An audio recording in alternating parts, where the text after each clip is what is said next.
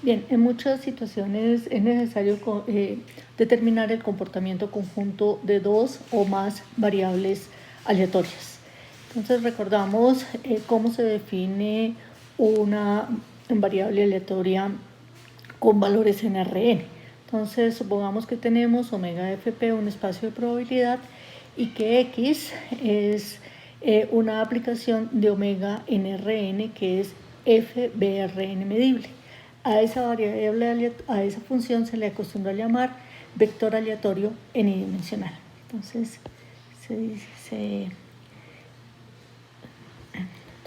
vamos a x, la aplicación x se llama vector aleatorio n-dimensional. N-dimensional.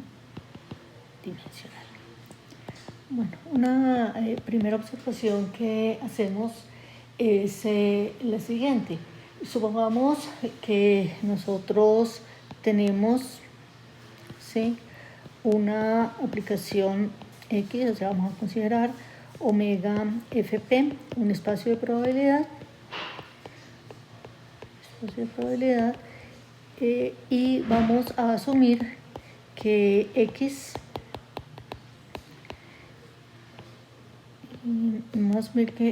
es una aplicación que va de omega a Rn, ¿sí? Entonces a un omega lo estaría mandando en x1 de omega hasta x sub n de omega. Entonces tendríamos nosotros que estas aplicaciones x sub i son aplicaciones que irían de omega en R.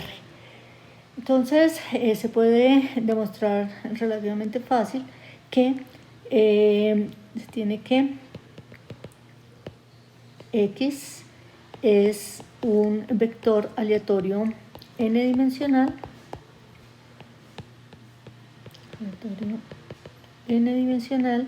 si y solamente si,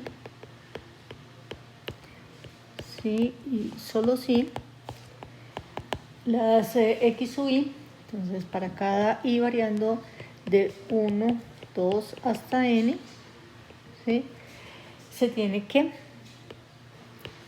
la x sub i, que x sub i, ¿sí?, es una variable aleatoria real. Bien, también habíamos visto cuando se introdujo la definición general de variables aleatorias que nosotros podíamos hacer lo siguiente. Entonces recordamos que si x es una aplicación que va de omega en Rn, es un vector aleatorio n-dimensional,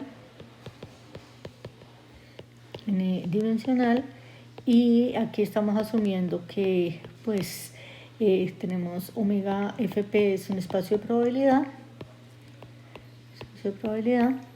entonces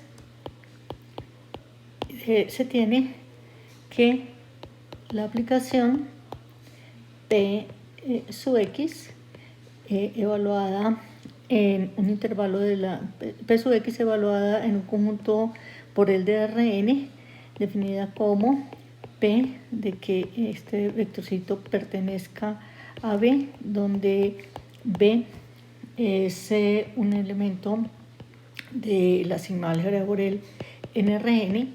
Esto resulta ser una medida de probabilidad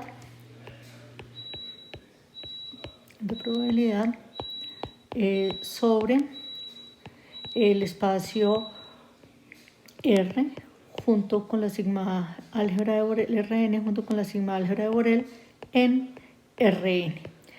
Esta se acostumbra a llamar la distribución del vector aleatorio X. Entonces tenemos que P sub X se llama distribución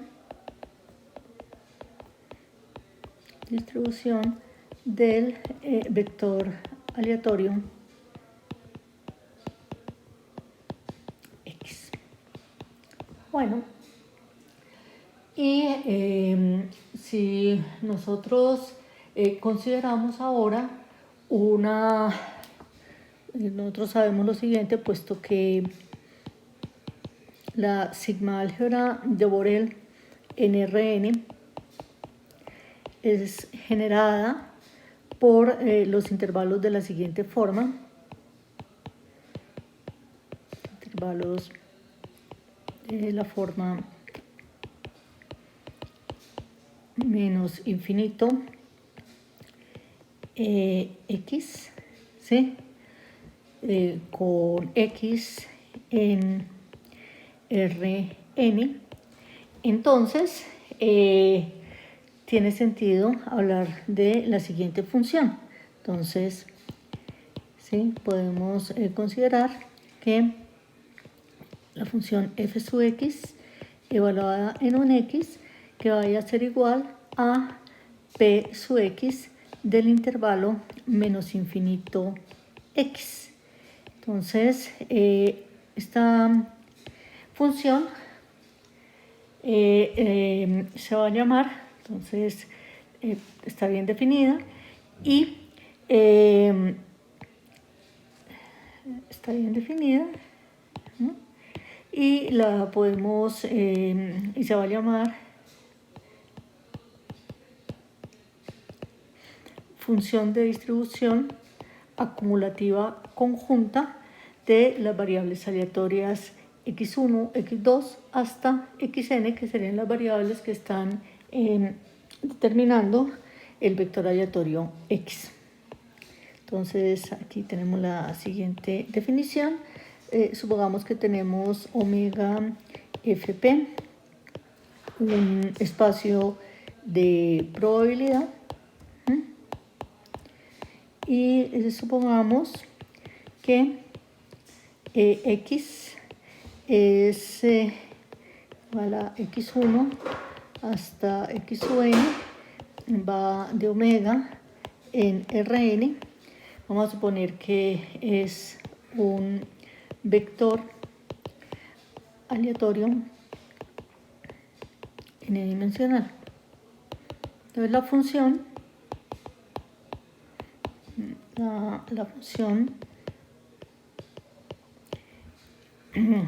f sub x, ¿sí?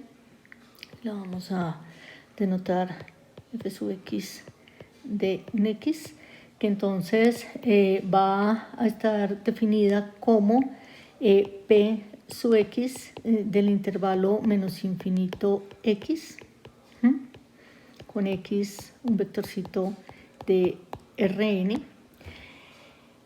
Se llama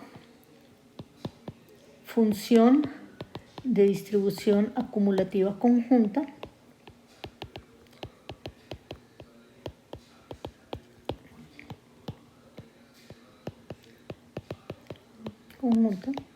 de las variables aleatorias x sub 1, x sub 2 hasta x sub n.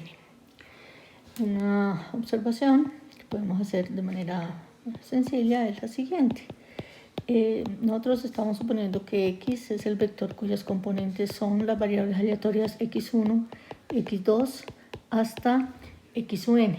Vamos a suponer que el vectorcito x de Rn es igual a x sub 1, x sub 2 hasta x sub n. Este va a ser un vectorcito de Rn.